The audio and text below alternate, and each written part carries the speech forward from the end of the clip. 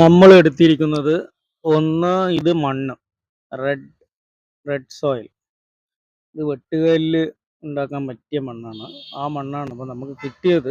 അപ്പോൾ അത് വെച്ച് നമ്മൾ അത് ഉപയോഗിച്ചെടുത്തു. പിന്നെ നമ്മൾ എടുത്തത് ഗോട്ടിൻ്റെ മാനുവർ, അതായത് ആട്ടിൻ കാഷ്ടം, ആട്ടിൻ്റെ മൂത്രം, മറ്റുള്ള വേസ്റ്റുകൾ. പിന്നെ നമ്മളുള്ളത് എഗ് ഷെല്ല്, മുട്ടയുടെ തോട്. പിന്നെ നമ്മൾ ഈ ബ്ലാക്ക് കാണുന്നത് ടീ പൗഡർ. ഇത് നമുക്ക് ഒരു പ്രൊപ്പോർഷനിൽ എല്ലാം 1:1:1 റേഷ്യോയിൽ നമുക്ക് ആഡ് ചെയ്ത് കഴിഞ്ഞാൽ നമുക്ക് ഒരു പോട്ടിംഗ് മിക്സ്ചർ കിട്ടും.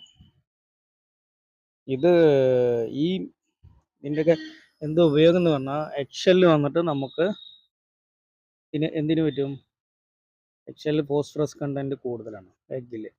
പിന്നെ കാൽസ്യം ഉണ്ട്. അപ്പം നമുക്ക് ഒരു റൂട്ട് ഗ്രോത്തിന് നല്ല ഹെൽപ്ഫുള്ളാണ്. പിന്നെ ബാക്കിയുള്ളത് NPK, നമുക്ക് ഇലകളിന് വേണ്ട നൈട്രജൻ മറ്റുള്ളത് കിട്ടാൻ വേണ്ടിയിട്ട് നമ്മൾ ഗോട്ട് ഇത് പ്ലസ് ഇതിലും ഉണ്ട് NPK. പക്ഷേ NPK കുറച്ച് കമ്മിയാണ്. ഇത് നമുക്ക് മിനറൽസ് കിട്ടാൻ വേണ്ടിയിട്ട് നമുക്ക് മണ്ണ്. ഓക്കെ.